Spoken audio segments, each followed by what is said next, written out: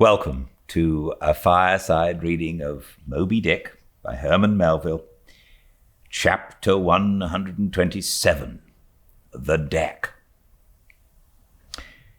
The coffin, laid upon 2 line tubs between the vice bench and the open hatchway, the carpenter caulking its seams, the string of twisted oakum slowly unwinding from a large roll of it placed in the bosom of his frock. Ahab comes slowly from the cabin gangway, and here's Pip following him. "Back, lad. I will be with you again presently." He goes. Not this hand complies with my humor more genially than that boy. "Middle aisle of a church? What's here?" "Life boy, sir. Mr. Starbuck's orders. Oh, look, sir, beware the hatchway." "Thank ye, man. Thy coffin lies handy to the vault." "Sir, the hatchway? Oh, so it does, sir, so it does." "Art not thou the leg maker? Look, did not this stump come from thy shop?" "I believe it did, sir. Does the ferrule stand, sir?" "Well enough. But art thou not also the undertaker?" "Aye, sir. I patched up this thing here as a coffin for Queequeg, but they set me now to turning it into something else." "Then tell me, art thou not an arrant, all-grasping, intermeddling, monopolizing, heathenish old scamp, to be one day making legs and the next day coffins to clap them in, and yet again life buoys out of those same coffins? Thou art as unprincipled as the gods, and as much of a jack of all trades." "But I do not mean anything, sir. I do as I do." "The gods again." "Hark ye, dost thou not ever sing, working about a coffin? The Titans, they say, hummed snatches when chipping out the craters for volcanoes. And the grave digger in the play sings, spade in hand. Dost thou never?" "Sing, sir? Do I sing? Oh, I'm indifferent enough, sir, for that. But the reason why the gravedigger made music must have been because there was none in his spade, sir. But the caulking mallet is full of it. Hark to it." "Aye, and that's because the lid there's a sounding board. And what in all things makes the sounding board is this: there's naught beneath. And yet a coffin with a body in it rings pretty much the same, carpenter. Hast thou ever helped carry a bier and heard the coffin knock against the churchyard gate going in?" "Faith, sir, Faith? What's that?" "Why, faith, sir, it's only a sort of exclamation like, that's all, sir." Go on." "I was about to say, sir, that—" "Art thou a silkworm? Dost thou spin thy own shroud out of thyself? Look at thy bosom! Dispatch! And get these traps out of sight." He goes aft. That was sudden now. But squalls come sudden in hot latitudes. I've heard that the Isle of Albemarle, one of the Galapagos, is cut by the equator right in the middle. Seems to me some sort of equator cuts yon old man, too, right in the middle. He's always under the line. Fiery hot, I tell you. Oh, he's looking this way. Come, Oakham, quick, here we go again. This wooden mallet is the cork, and I'm the professor of musical glasses. Tap, tap. There's a sight. There's a sound. The gray-headed woodpecker tapping the hollow tree. Blind and dumb might well be envied now. See? That thing rests on 2 line tubs full of tow lines. A most malicious wag, that fellow. Rat-tat. So man's seconds tick. Oh, how immaterial are all materials. What things real are there but imponderable thoughts? Here now's the very dreaded symbol of grim death by a mere hap, made the expressive sign of the help and hope of most endangered life. A life buoy of a coffin. Does it go further? Can it be that in some spiritual sense the coffin is after all but an immortality preserver?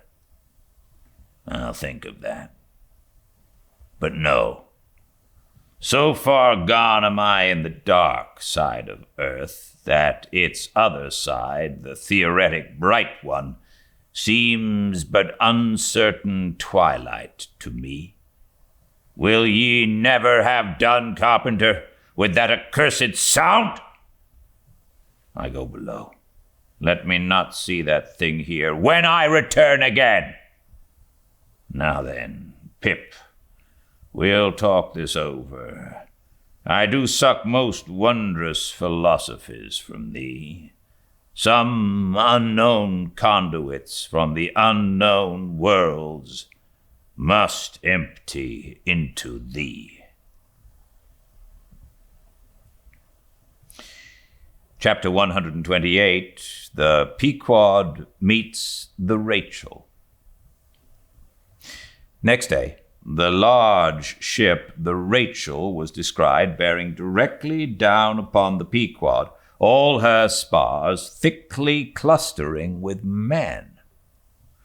At the time, the Pequod was making good speed through the water, but as the broad-winged windward stranger shot nigh to her, the boastful sails all fell together as blank bladders that are burst, and all life fled from the smitten hull. Bad news, she brings bad news, muttered the old Manxman. But ere her commander, who with trumpet to mouth stood up in his boat, ere he could hopefully hail, Ahab's voice was heard. Hast seen the white whale? Aye, yesterday. Have ye seen a whale boat adrift? Throttling his joy, Ahab negatively answered this unexpected question, and would then have fain boarded the stranger, when the stranger captain himself, having stopped his vessel's way, was seen descending her side. A few keen pulls, and his boat hook soon clinched the Pequod's main chains, and he sprang to the deck. Immediately he was recognized by Ahab for a Nantucketer he knew, but no formal salutation was exchanged. Where was he? Not killed! Not killed! Cried Ahab, closely advancing. How was it? It seemed that somewhat late, on the afternoon of the previous day, while 3 of the strangers' boats were engaged with a shoal of whales which had led them some 4 or 5 miles from the ship, and while they were yet in swift chase to windward, the white hump and head of Moby Dick had suddenly loomed up out of the water not very far to leeward, whereupon the 4th rigged boat, a reserved one, had been instantly lowered in chase. After a keen sail before the wind, this 4th boat, the swiftest keeled of all, seemed to have succeeded in fastening, at least as well as the man at the masthead could tell anything about it. In the distance he saw the diminished, dotted boat, and then a swift gleam of bubbling white water, and after that nothing more, whence it was concluded that the stricken whale must have indefinitely run away with his pursuers, as often happens. There was some apprehension, but no positive alarm as yet. The recall signals were placed in the rigging. Darkness came on and forced to pick up her 3 far to windward boats, ere going in quest of the 4th one in the precisely opposite direction. The ship had not only been necessitated to leave that boat to its fate till near midnight, but for the time to increase her distance from it.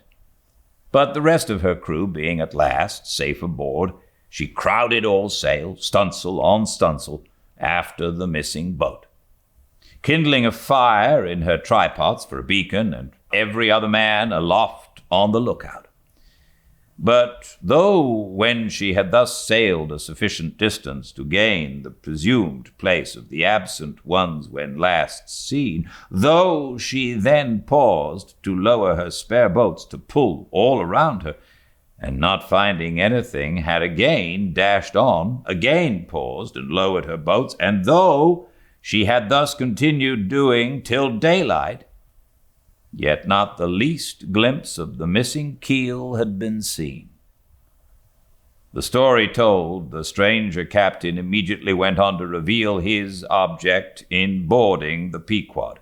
He desired that ship to unite with his own in the search, for sailing over the sea some 4 or 5 miles apart, on parallel lines, and so sweeping a double horizon, as it were,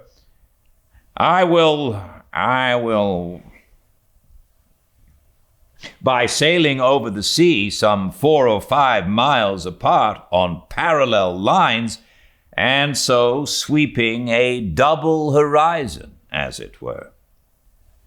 "I will wager something now," whispered Stubb to Flask, "that someone in that missing boat wore off that captain's best coat. Mayhap his watch. He's so cursed anxious to get it back. Whoever heard of 2 pious whale ships cruising after one missing whale boat in the height of the whaling season? See, Flask, only see how pale he looks. Pale in the very buttons of his eyes. Look, it wasn't the coat. It must have been My boy, my own boy is among them. For God's sake, I beg, I conjure," here exclaimed the stranger captain to Ahab, who thus far had but icily received his petition. "For 48 hours let me charter your ship. I will gladly pay for it, and roundly pay for it, if there be no other way. For 48 hours only that you must, and you shall do this thing." "His son," cried Stubb. "Oh, it's his son he's lost. I take back the coat and watch. What says Ahab? We must save that boy." "He's drowned with the rest on 'em last night," said the old Manx sailor standing behind them. "I heard, all of ye heard their spirits." Now, as it shortly turned out, what made this incident of the Rachels the more melancholy was the circumstance that not only was one of the captain's sons among the number of the missing boat's crew, but among the number of the other boat's crews at the same time, but, on the other hand, separated from the ship during the dark vicissitudes of the chase, there had been still another son, as that for a time the wretched father was plunged to the bottom of the cruelest perplexity, which was only solved for him by his chief mates instinctively adopting the ordinary procedure of a whale ship in such emergencies, That is, when placed between jeopardized but divided boats, always to pick up the majority first. But the captain, for some unknown constitutional reason, had refrained from mentioning all this, and not forced to it by Ahab's iciness, did he allude to his one yet missing boy, a little lad, but 12 years old, whose father, with the earnest but unmisgiving hardihood of a Nantucket's paternal love, had thus early sought to initiate him in the perils and wonders of a vocation almost immemorially the destiny of all his race. Nor does it unfrequently occur that Nantucket captains will send a son of such tender age away from them for a protected 3 or 4 years' voyage in some other ship than their own, so that their first knowledge of a whaleman's career shall be unenervated by any chance display of a father's natural but untimely partiality or undue apprehensiveness and concern.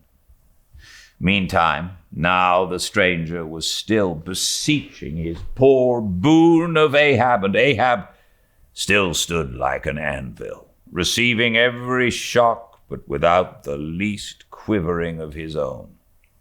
"I will not go," said the stranger, "till you say aye to me. Do to me as you would have me do to you in the like case. For you too have a boy, Captain Ahab, though but a child, and nestling safely at home now, a child of your own age too. Yes, you relent, I see it. Run, men, now, and stand by to square in the yards." "Avast!" cried Ahab. "Touch not a rope yarn." Then, in a voice that prolongingly molded every word, "Captain Gardner, I will not do it. Even now I lose time. Goodbye. God bless ye. And may I forgive myself, but I must go. Mr. Starbuck, look at the binnacle watch, and in 3 minutes from this present instant, warn off all strangers. Then brace for it again and let the ship sail as before." Hurriedly turning with averted face, he descended into his cabin, leaving the strange captain transfixed at this unconditional and utter rejection of his so earnest suit. But starting from his enchantment, Gardner silently hurried to the side, more fell than stepped into his boat, and returned to his ship. Soon the two ships diverged their wakes, and long as the strange vessel was in view, she was seen to yaw hither and thither at every dark spot, however small, on the sea. This way and that, her yards were swung round starboard and larboard. She continued to tack.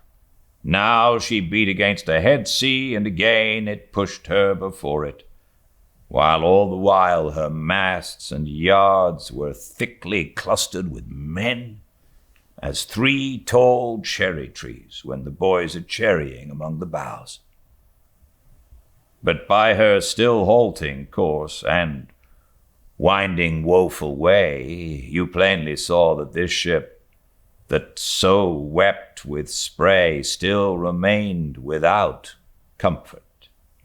She was Rachel, weeping for her children, because they were not.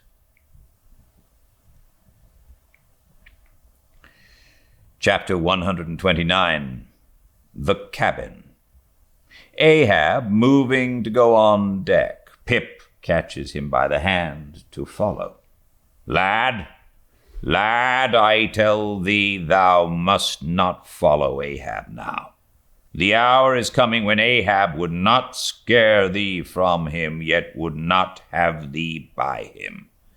There is that in thee, poor lad, which I feel too curing to my malady. Like cures like, and for this hunt, my malady becomes my most desired health. Do thou abide below here, where they shall serve thee as if thou wert the captain. Aye, lad, thou shalt sit here in my own screwed chair. Another screw to it thou must be. No, no, no. Ye have not a whole body, sir. Do ye but use poor me for your one lost leg. Only tread upon me, sir. I ask no more, so I remain a part of ye. Oh, spite of million villains, this makes me a bigot in the fadeless fidelity of man, and a crazy. But methinks like cures like applies to him too. He grows so sane again. They tell me, sir, that Stubb did once desert poor little Pip, whose drowned bones now snow white for all the blackness of his living skin. But I will never desert ye, sir, as Stubb did him, sir. I must go with ye. If thou speakest thus to me much more, Ahab's purpose keels up in him. I tell thee, no, it cannot be. Oh, good master, master, master! Weep so, and I will murder thee. Have a care, for Ahab too is mad. Listen, and thou wilt often hear my ivory foot upon the deck, and still know that I am here. And now I quit thee. Thy hand met. True art thou, lad, as the circumference to its center. So, God forever bless thee, and if it comes to that, God forever save thee, let what will befall. Ahab goes. Pip steps one step forward. Here he is this instant stood. I stand in his air, but I'm alone. Now were even poor Pip here, I could endure it, but he's missing. Pip! Pip! Ding dong ding! Who's seen Pip? He must be up here. Let's try the door. What? Neither lock nor bolt nor bar, and yet there's no opening it. It must be the spell. He told me to stay here. Aye, and told me this screwed chair was mine. Here then, I'll seat me against the transom in the ship's full middle, all her keel and her 3 masts before me. Here, our old sailors say, in their black 74s, great admirals sometimes sit at table and lord it over rows of captains and lieutenants. Ha! What's this? Epaulets! Epaulets! The epaulets all come crowding. Pass round the decanters. Glad to see you. Fill up, monsieur. What an odd feeling now when a black boy's host to white men with gold lace upon their coats. Monsieur, have you seen one Pip? A little Negro lad 5 feet high, hangdog look and cowardly. Jumped from a whaleboat once. Seen him? No. Well then, fill up again, captains, and let's drink shame upon all cowards. I name no names. Shame upon them. Put 1 foot upon the table. Shame upon all cowards. Hist! Above there, I hear ivory. Oh, master, master, I am indeed downhearted when you walk over me. But here I'll stay through this, though this stern strikes rocks, and they bulge through, and oysters come to join me.